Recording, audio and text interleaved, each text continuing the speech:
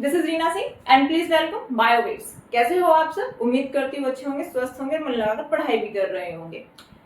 I hope आपका time अच्छे से गुजर रहा है, आपकी पढ़ाई भी बहुत अच्छे से गुजर रही है। तो ऐसे ही आज हम वापस एक क्लास लेकर आपके सामने आई हूँ। ये एलसीईआरटी में क्लास 10 का 3rd चैप्टर है। ठीक है, लास्ट टाइम हमने कंट्रोल ऑन कोऑर्डिनेशन यानी कि आपका नियंत्रण और समन्वय कंप्लीट किया था।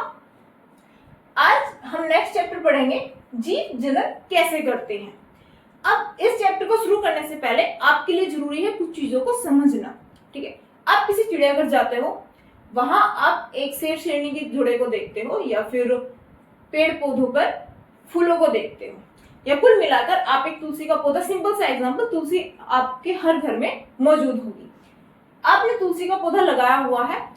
आफ्टर 6 मंथ्स या 12 मंथ्स जब आप देखते हो तो तुलसी के पौधे के आसपास जहां आपने एक सिंगल पौधा लगाया था, उसी तुलसी के पौधे के या तो गमले में या फिर उसके आसपास अगर कच्ची मिट्टी अवेलेबल है तो बहुत सारे तुलसी के छोटे छोटे पौधे उग जाते हैं।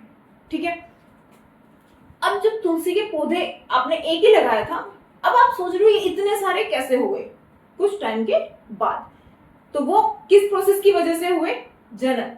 जीव जंतुओं और पौधों में यानी कि जितनी भी सजीव जो आपके आसपास के हैं उनमें जनन जैसी एक प्रोसेस होती है। अब क्वेश्चन आता है कि जैसे मनुष्य के लिए या जीवों के लिए जैव प्रक्रम हमने पढ़े थे यानी कि लाइफ प्रोसेस हमने पढ़ी थी, तो उन लाइफ प्रोसेस में हमने पोषण, श्वसन और उत्सर्जन पढ़ा था। ऐसे ही एक प्रोसेस है आपकी जनन। इसे जनन बोल लो, रिप्रोडक्शन बोल लो या फिर प्रजनन बोल लो, मीनिंग एक ही है। ठीक है, अब मैं आपको बताऊं कि जितनी एनर्जी लाइफ प्रोसेस यानी कि आपके श्वसन, उत्सर्जन और पोषण के लिए जरूरी है, कोशिका में संचित उससे कहीं ज्यादा एनर्जी आपकी जनन में जरूरी है। जनन से आपकी जीवों में वृद्धि भी होती है। अब आप बोलोगे मैम कि जब पॉपुलेशन ही बढ़ा रहे हैं, वृद्धि हो रही है पेड़ पौधों में, तो फिर जनन की आवश्यकता क्यों है? जो आपकी सेल्स होती है, जो कोशिकाएं होती है, उसमें जो संचित एनर्जी होती है उसकी भी अधिक आवश्यकता होती है बाकी प्रोसेस के अलावा। ठीक है, तो हमें फिर जनन की आवश्यकता ही क्यों है?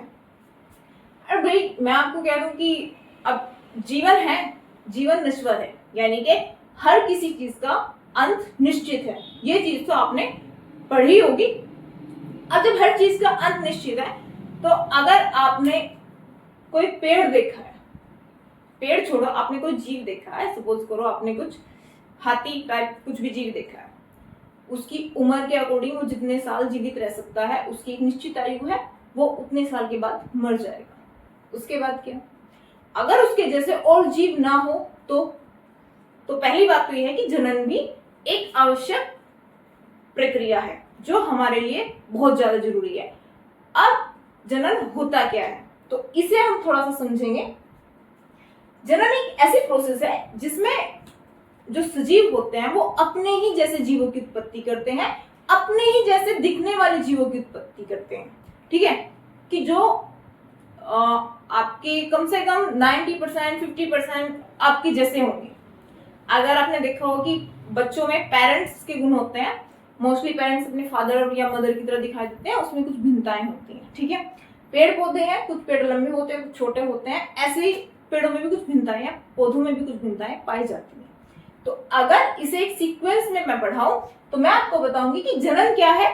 जनन वह प्रक्रिया है जिसके द्वारा सजीव अपने जैसे नए जीव उत्पन्न करता है। क्या करता है? अपने जैसे नए जीव उत्पन्न करता है। कौन?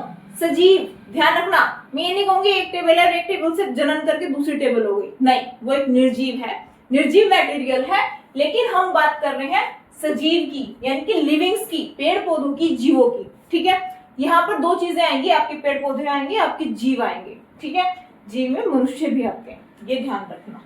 ठीक है, दूसरी बात, उसने बोला कि वो प्रोसेस या वो प्रक्रिया जिसके द्वारा सजीव अपने जैसे नए जीवों की उत्पत्ति करता है या नए जीवों को उत्पन्न करता है जो दिखने में उसके जैसे हो। ठीक है, जो उसी की जाति से बिलोंग करते हो, उसी जाति में घुलने मिलने वाले हो या उसी वातावरण के हो। क्या कहलाती है? जनन। जो पृथ्वी पर जीवन की निरंतरता बनाए रखने के लिए जरूरी है, यानी कि अगर कोई पैदा हुआ है तो उसकी मृत्यु या उसका अंत भी निश्चित है, चाहे वो पेड़ पौधों में हो, चाहे वो मनुष्य में हो या फिर बाकी जीवों में हो। तो अगर जनन जैसी प्रोसेस होती है तो वो क्यों हो रही है? बिकॉज ऑफ पृथ्वी पर जीवन की निरंतरता बनाए रखने के लिए। एक मर गया दो है, दो मर गए चार हैं, वो कभी खत्म नहीं होगा। मैं नहीं कहूंगी अगर हाथी मर गया तो हाथी की पूरी जाति खत्म हो गई। अगर हाथी जैसे कोई जीव है वो जनन कर रहा है तो वो अपनी जो जाति है, अपनी जो समष्टि है, उसे बनाए रखने के लिए, उसके जीवन की निरंतरता को बनाए रखने के लिए जनन करता है। इसीलिए जनन की आवश्यकता होती है। दूसरी एक बात आती है, जनन की मूल घटना डीएनए की प्रतिकृति बनना है। प्रतिकृति मतलब कॉपी, आप प्रिंटर से फोटोकॉपी कराते हो वो वाली कॉपी, ठीक है। वो वाली नहीं कॉपी, मतलब उस प्रतिकृति का मतलब कॉपी होता है, ठीक है। जनन की मूल घटना डीएनए की प्रतिकृति बनना है, यानी कि जो डीएनए रेप्लिकेशन या डीएनए द्विगुणन होता है वो जनन की मूल घटना है। मूल घटना का मतलब समझते हो कि मैन, जो इसमें जितनी भी प्रोसेस होती है, जो मेन चीज है वो जनन की मूल घटना क्या है? डीएनए की प्रतिकृति बनना। अब डीएनए क्या है? हमने जब सेल्स पढ़ा था या कोशिका पढ़ा था, कोशिका में मैंने आपको बताया था कोशिका में केंद्रक पाए जाते हैं और केंद्रक के अंदर डीएनए पाया जाता है। डीएनए किससे मिलकर बना होता है? जीन से, गुणसूत्रों से, ठीक है। उन गुणसूत्रों में, उस डीएनए में पैतृक पीढ़ी के यानी कि जो पेरेंटल गुण होते हैं, जो माता पिता के जो गुण होते हैं, वो अगली पीढ़ी में यानी कि बच्चों में जाते हैं बिकॉज ऑफ डीएनए, ठीक है। किसकी वजह से? डीएनए में उपस्थित जीनों की वजह से। ये संदेश वाहक होता है जो एक पीढ़ी से दूसरी पीढ़ी में पहुंचता है। कैसे? डीएनए की प्रतिकृति बनके, डीएनए है और उसकी प्रतिकृति यानी कि उसकी कॉपीज बन रही है। डीएनए रेप्लिकेशन हुआ और वो रेप्लिकेशन की जो प्रतिकृति बनी है, जो कॉपी बनी, वो नेक्स्ट पीढ़ी में चली गई और नेक्स्ट पीढ़ी में जाकर वो उन लक्षणों को प्रदर्शित करती है या प्रकट करती है, ठीक है। अब यहीं पे बात आती है, मैंने एक चीज बोली विभिन्नता, ठीक है। मैं आपको बोलूं कि मैं अपने मम्मी की कॉपी हूं या मैं अपने फादर की कॉपी हूं। अब पूरी तरीके से तो मैं अपनी मम्मी पापा पे नहीं जा सकती, कुछ चीजें मेरी हैं, मेरा फेस है, मेरी हाइट है जो मेरे पेरेंट्स से अलग है।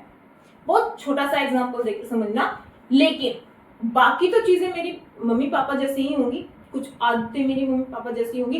तो कुल मिलाकर जनन की जो प्रक्रिया है उससे बनने वाले जो जीव उत्पन्न होते हैं, जो उससे जीव उत्पन्न होते हैं, वो देखने में एक समान हो सकते हैं लेकिन वो समरूप नहीं है, यानी कि उनमें विभिन्नताएं पाई जाती हैं। कोई लंबा है, कोई छोटा है, वो उनका जो डीएनए है वो सेम है, ठीक है, जो उनका डीएनए है वो सेम होगा लेकिन समरूप नहीं होंगे। समरूप का मतलब होता है जो देखने में एक जैसे हो। मैं बिल्कुल फोटोकॉपी थोड़ी ना अपनी मम्मी की, या बिल्कुल फोटोकॉपी थोड़ी ना अपने पापा की। आप लोग भी होंगे, या मैं देखा होगी, आपने जो मैंने स्टार्टिंग में आपको तुलसी का एग्जांपल दिया, अब तुलसी का प्लांट बिल्कुल ऐसे है कि जिस प्लांट से वो पैदा हुआ है वो बिल्कुल उसी तुलसी की हाइट का होगा। कुछ ना कुछ तो चेंजेस होंगे, एग्जैक्टली कुछ ना कुछ चेंजेस जरूर होंगे। तो उनमें विभिन्नताएं होती हैं, वो समरूप नहीं होते।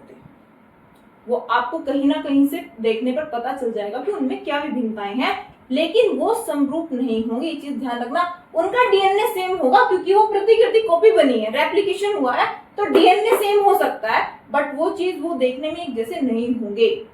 अगर शेर के बच्चे हैं तो कुछ ना कुछ चेंजेस उनमें जरूर होंगे, ठीक है, लेकिन वो देखने में बिल्कुल फोटोकॉपी नहीं होंगे कि हाँ बिल्कुल ही अपने पापा की शक्ल का। भाई ऐसा होते तो फिर पॉसिबल ही नहीं था ना, दुनिया में ऐसे कैसे चल सकते थे। अब बात आती है आपकी प्रजनन की। चलो पढ़ने पे थोड़ा फोकस कर लेते हैं। प्रजनन के प्रकार, मैंने अभी बोला जनन, प्रजनन और रिप्रोडक्शन एक ही चीज है, यहाँ से ये भी हटा सकते हो, ठीक है, ऐसे भी चलेगा। प्रजनन के प्रकार भाई दो प्रकार के होते हैं, अलैंगिक और लैंगिक।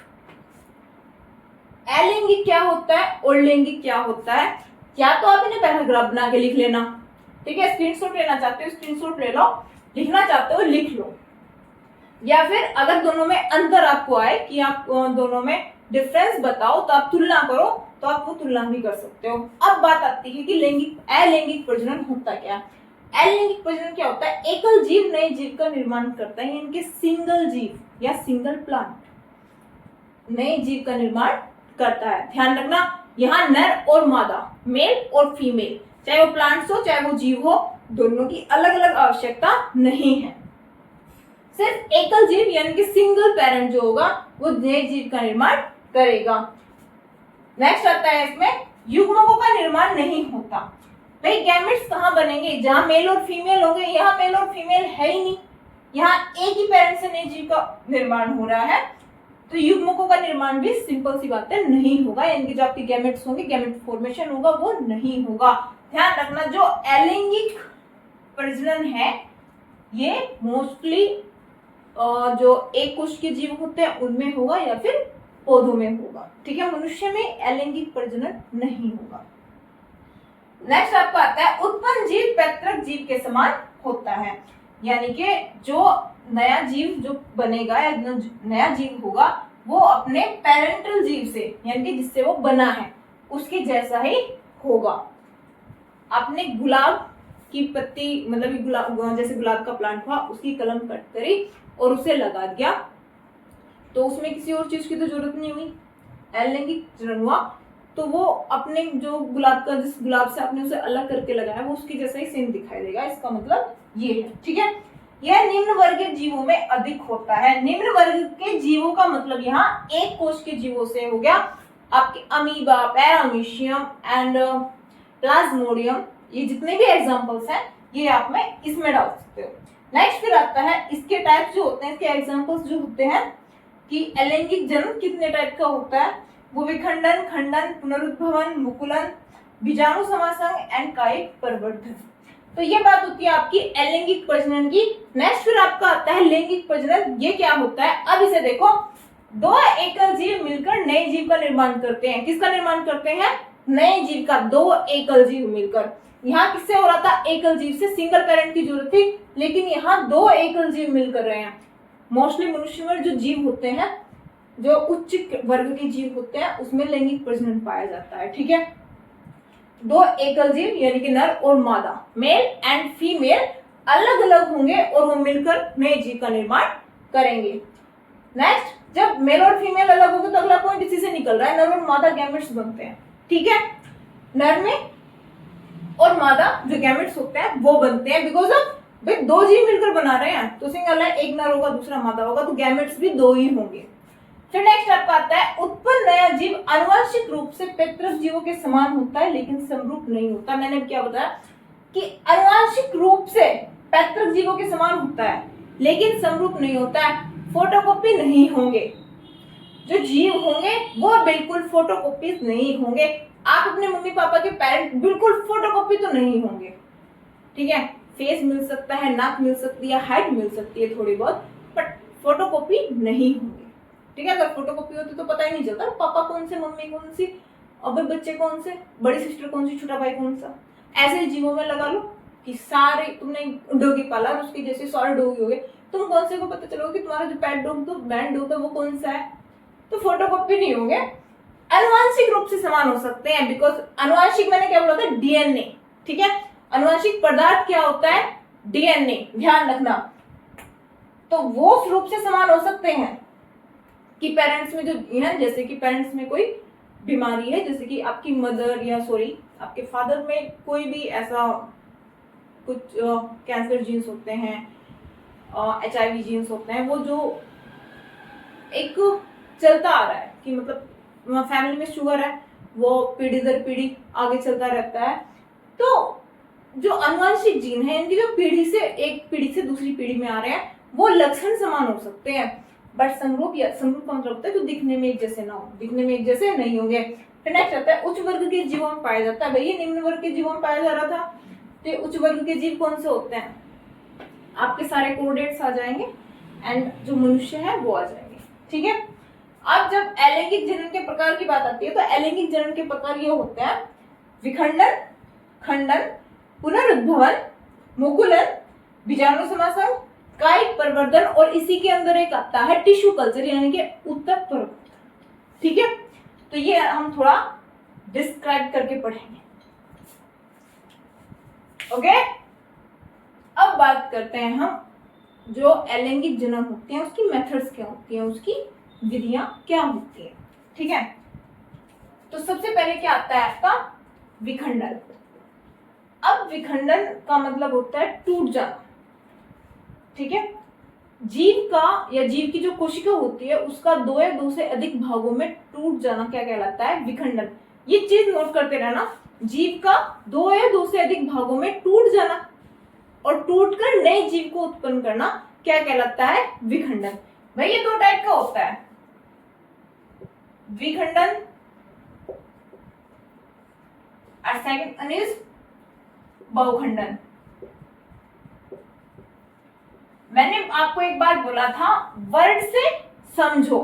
जब मुझे पता है कि विखंडन का मतलब टूट जाना होता है, ठीक है, तो द्विखंडन और बहुखंडन, द्वि मतलब दो बार एंड बहु मतलब बहुत ज्यादा। तो जब जीव टूट कर या खंडित होकर दो नए जीवों का निर्माण करता है, क्या करता है? दो नए जीवों का निर्माण करता है, तो वो क्या कहलाता है? द्विखंडन। क्या कहलाता है? द्विखंडन। और ये किसमें पाया जाता है? आपका इसका एग्जाम्पल क्या होगा? अमीबा। ठीक है, क्या एग्जाम्पल होगा आपका? अमीबा। कुछ इस तरीके से स्ट्रक्चर होती है अमीबा की, ठीक है, रफली बना रही हूं।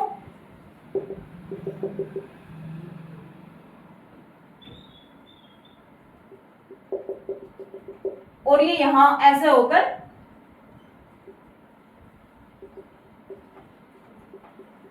दो सेल्स में डिवाइड हो जाता है और दो नए जीवों की उत्पत्ति करता है। भाई एक अमीबा हो गया, डिवाइड होता है, ये उसकी सेल जो होती है वो डिवाइड होती है, एक कोशिका होता है, ये सभी को आप सबको पता है, ठीक है, और दो नए जीवों की उत्पत्ति करता है। तो ये प्रोसेस आपकी क्या कहलाएगी? द्विखंडन। किसमें पाई जाती है? अमीबा में।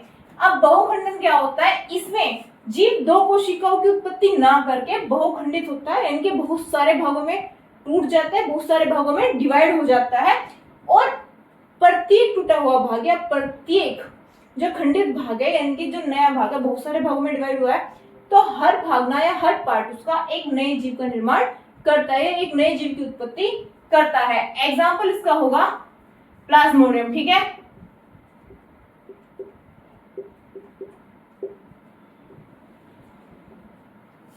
ठीक है, इतना समझ में आ रहा है।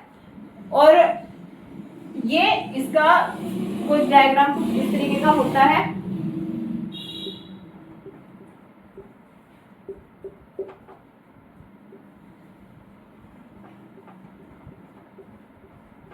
और ये हर पार्ट अलग जीव की उत्पत्ति करता है। ठीक है, नेक्स्ट फिर आता है आपका खंडन। ध्यान रखना, द्विखंडन का एग्जांपल अमीबा होगा, बहुखंडन का एग्जांपल क्या होगा? प्लाज्मोडियम। खंडन में आपकी क्या होती है? जो जीव होता है, एक कोश के जीव होते हैं, या आपकी एल्गी, इसका एग्जांपल है स्पाइरोगायरा। क्या एग्जांपल है इसका? स्पाइरोगायरा। इसकी स्ट्रक्चर कुछ ऐसी होती है भाई,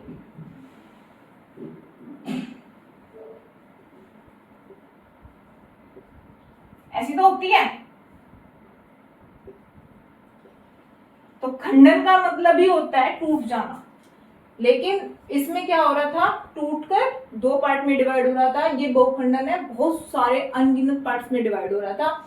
ये क्या करता है? इसका एक कोई भी पर्टिकुलर हिस्सा टूट जाता है, यानी खंडित हो जाता है, खंडित होकर एक नई सेल का निर्माण करता है, एक नई जीव की उत्पत्ति करता है।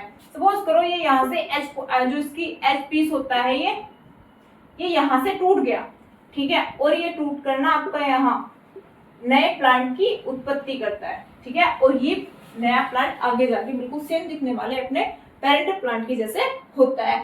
एग्जाम्पल स्पाइरोगायरा खंडन का। नेक्स्ट आपका होता है पुनरुद्भवन, रीजनरेशन। क्या होता है? रीजनरेशन यानी कि पुनरुद्भवन। इसमें क्या होता है आपका?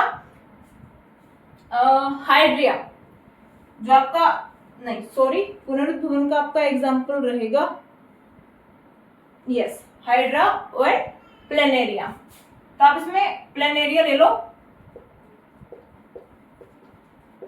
अब प्लेनेरिया में क्या होता है? ठीक है, इसका कुछ जो डायग्राम होगा वो कुछ इस टाइप का होगा। मैं रफली ड्रॉ कर रही हूं, आप अपना से कंफर्म क्लियरली बना लेना और डायग्राम की प्रैक्टिस जरूर करना।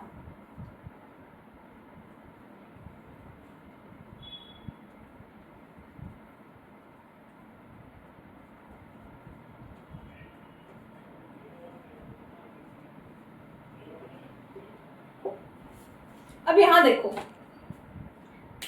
मैंने क्या बोला, पुनरुद्भवन। पहले तो इसका मतलब समझ लो।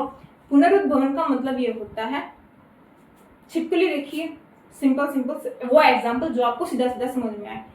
छिपकली के अंदर पुनरुद्भवन की क्षमता होती है, यानी कि रीजनरेशन की जो क्षमता होती है, जो कैपेसिटी होती है, वो छिपकली के अंदर यानी कि लिजर्ड के अंदर होती है। आपने कई बार देखा होगा कि उसकी पूंछ टूटकर गिर जाती है। क्या गिर जाती है? उसकी पूंछ टूटकर गिर गई। उसके कुछ टाइम के बाद वहां आप या उस छिपकली आप देखते हो छिपकली जीवित है और वापस एक पूंछ के साथ है। तो उसमें क्या है? रीजनरेशन की जो कैपेसिटी है वो है। तो रीजनरेशन का क्या मतलब होता है कि जब प्लांट्स कुछ अनकंडीशनल यानी कि जो उसकी परिस्थिति है, उसकी पारिस्थितिक जो रीजन हो सकते हैं, उसकी वजह से वो टूट जाता है, ठीक है, या फिर कट फट जाता है, इधर उधर बहुत सारी कंडीशंस हैं जो उस पर अप्लाई कर सकते हो। वो प्लांट टूट गया, सपोज करो प्लेनेरिया है, एक जीव है, ये 3 भागों में टूट गया या फिर हमने इसे काट दिया, तो इसका प्रत्येक भागना एक नए जीव का निर्माण करेगा, ठीक है। प्रत्येक भाग इसका जितने पार्ट्स टूटे हैं, भाई हम कहें कि यहाँ सिर था तो सिर वाला ही पार्ट नए जीव की उत्पत्ति करेगा, या हम कहें कि बीच वाला पार्ट नए जीव की उत्पत्ति नहीं करेगा, नहीं, तीनों पार्ट करेंगे। जितने पार्ट में ये टूटा हुआ है वो प्रत्येक पार्ट नए जीव की उत्पत्ति करने के लिए कैपेबल होगा।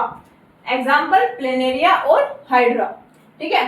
नेक्स्ट आपका आता है मुकुलन यानी कि बड़े, ये भी आपका हाइड्रा इसका अच्छा खासा एग्जाम्पल है।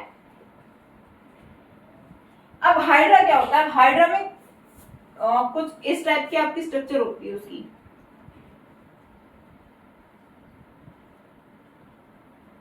ठीक है। उस हाइड्रा के शरीर पर या हाइड्रा जो है उसकी बॉडी के ऊपर एक छोटा सा उभार होगा, ठीक है।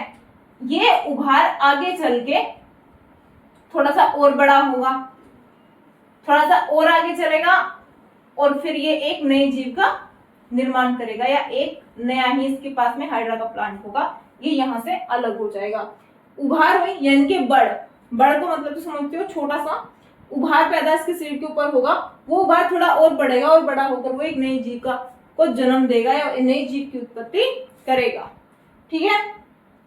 बीजाणु संघ में आपके स्पोर्स आ जाते हैं कि जो जितने भी स्पोर्स हैं वो प्रत्येक स्पोर्स बिखरते हैं हवा की वजह से, पानी की झोंके की वजह से, कुछ भी लगा लो, सॉरी पानी की झोंके की वजह से नहीं, पानी की वजह से या फिर हवा के झोंकों की वजह से वो जितने रेम बिखर जाते हैं वो वहां जाकर एक नए प्लांट की उत्पत्ति या नए जीव की उत्पत्ति करते हैं। नेक्स्ट फिर आपका आता है कायिक प्रवर्धन, इसे थोड़ा सा ध्यान से समझना, ठीक है। अब कायिक प्रवर्धन क्या होता है? कायिक से थोड़ा सा लगा लो कि यहाँ आपको बडिंग की जरूरत नहीं है, मुकुलन की जरूरत नहीं है, या अलैंगिक जो जन्म विधियां होती है कई जगह पर आपने पढ़ोगे, जब आप आगे चलकर 10th से आगे चलोगे 12th में जाके पढ़ोगे तो आपको लैंगिक जो जनन की विधियां हैं वो 3 टाइप की दिखाई देंगी पौधों में, अलैंगिक जनन, कायिक जनन और लैंगिक जनन। 3 टाइप की आपको ये विधियां दिखाई देंगी आगे चलने के बाद। लेकिन हम क्या कर रहे हैं, जो कायिक प्रवर्धन है हम उसे अलैंगिक जनन में ही शामिल कर रहे हैं क्योंकि आपकी बुक में ऐसा ही दिया गया है, ठीक है। बात करते हैं कायिक प्रवर्धन की। अब कायिक प्रवर्धन भी 2 टाइप से होता है, ठीक है। इसकी कुछ प्राकृतिक मेथड्स होती हैं, यानी कि इसकी कुछ प्राकृतिक विधियां होती हैं और कुछ विधियां इसकी कृत्रिम होती हैं।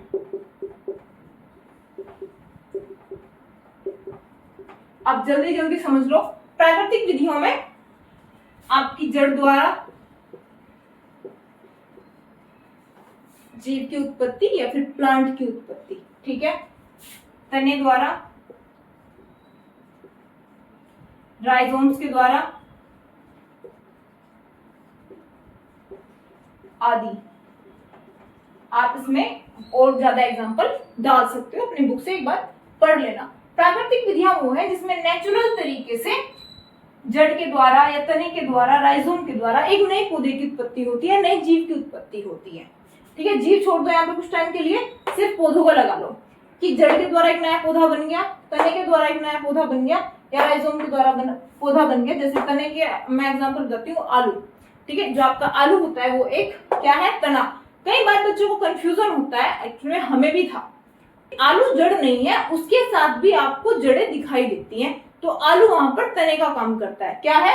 आलू एक तरीके का तना है। ये चीज ध्यान रखना, इंपोर्टेंट क्वेश्चन है, कई बार आपके कॉम्पिटेटिव एग्जाम में भी पूछा जाता है कि आलू क्या है, तो हम मोस्टली लिखते हैं जड़ है, बिकॉज ऑफ वो जमीन के अंदर पाया जाता है। लेकिन आलू जड़ नहीं है, आलू एक प्रकार का भूमिगत तना है। ठीक है, कई बार जड़ के द्वारा, जैसे डेलिया हुआ, उसमें आपकी जड़ के द्वारा नए पौधे की उत्पत्ति होती है, राइजोम्स के द्वारा आपकी नए पौधे की उत्पत्ति होती है।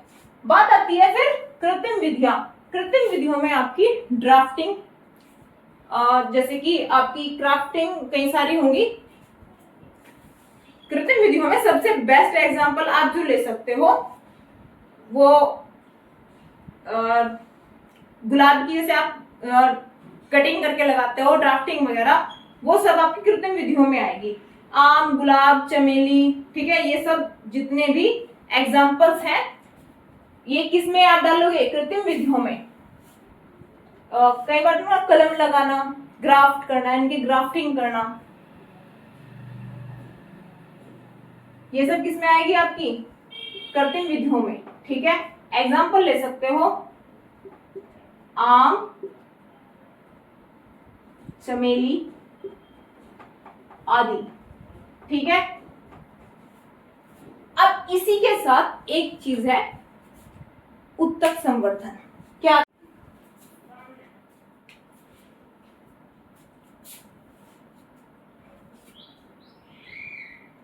ठीक है, अब एक चीज देखो, जब हमने कायिक प्रवर्धन पढ़ा तो उसमें, अभी हमने कायिक प्रवर्धन पढ़ा, उसमें प्राकृतिक और कृत्रिम विधियां हमने उस कायिक प्रवर्धन की पढ़ी।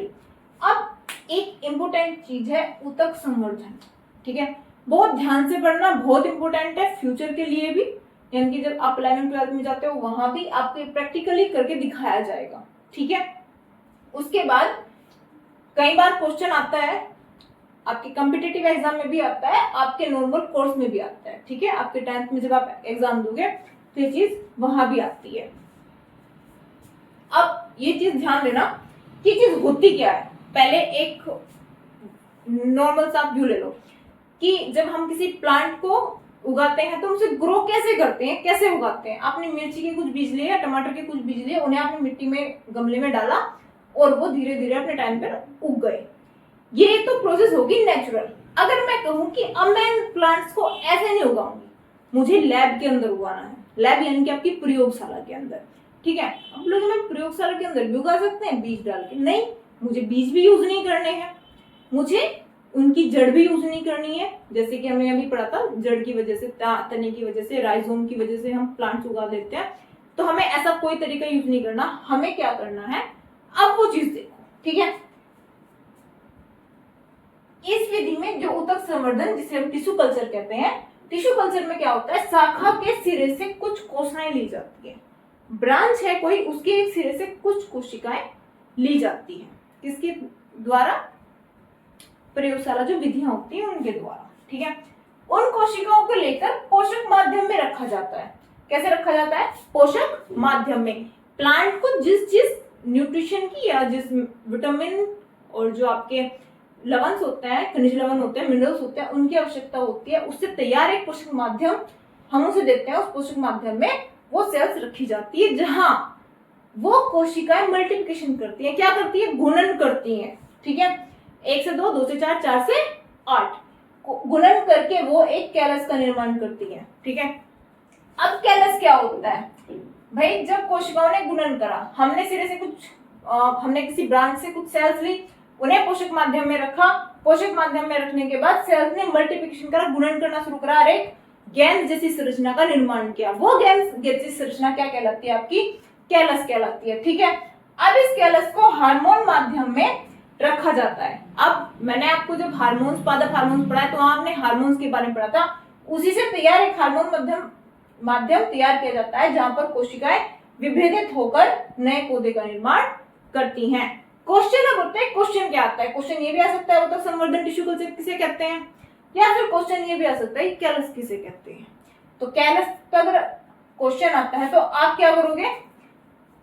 कि जब हम ऊतक संवर्धन की विधि करते हैं, हम टिश्यू कल्चर करते हैं, तो उसमें हम क्या करते हैं, शाखा के सिरे से कुछ कोशिकाओं को लेकर एक पोषक माध्यम में रखा जाता है। पोषक माध्यम में कोशिकाएं गुणन करके एक संरचना का या गेंद जैसी, गुंबद जैसी संरचना का निर्माण करती है। वो संरचना क्या कहलाती है, कैलस। कैलस को वहां से हार्मोन माध्यम में ट्रांसफर किया जाता है और हार्मोन माध्यम में ट्रांसफर करने के बाद कोशिकाएं पुनः विभेदित होती हैं तेजी से, ठीक है, और नए पौधे का निर्माण करती है और यहाँ से इस नए पौधे को हम मिट्टी में ट्रांसफर कर देते हैं, ठीक है। इस तरीके से ना तो बीज की जरूरत हुई, ना जड़ की जरूरत हुई, और हमने नया प्लांट बना दिया, ठीक है। ये किन पौधों में ज्यादा हेल्पफुल होती है, जो पौधे बीज उत्पन्न नहीं कर पाते, जैसे कि आपका केला। आपने केले में देखा होगा, या तो ग्राफ्टिंग वगैरह ही होती है, उसमें बीज उत्पन्न नहीं होता। तो अब हमें ग्राफ्टिंग की भी जरूरत नहीं है, हम सीधा क्या कर सकते हैं, उसके किसी तने से हम सेल्स ले और हम एक नए पौधे का निर्माण कर सकते हैं। दूसरा बेनिफिट इस विधि का ये होता है कि बहुत सस्ती होती है। तीसरा बेनिफिट ये होता है कि बिना बीज के जो फल हैं या बिना बीज के जो पौधे हैं वो हम तैयार कर सकते हैं, क्योंकि बीज तो होते नहीं है उनमें, तो तने की हेल्प से या हम जो ब्रांच से किसी भी सेल्स को उठाकर हम पूरे एक पौधे का निर्माण कर सकते हैं, ठीक है। आपको इसके बेनिफिट्स भी पता चल गए। आज की क्लास में इतना ही।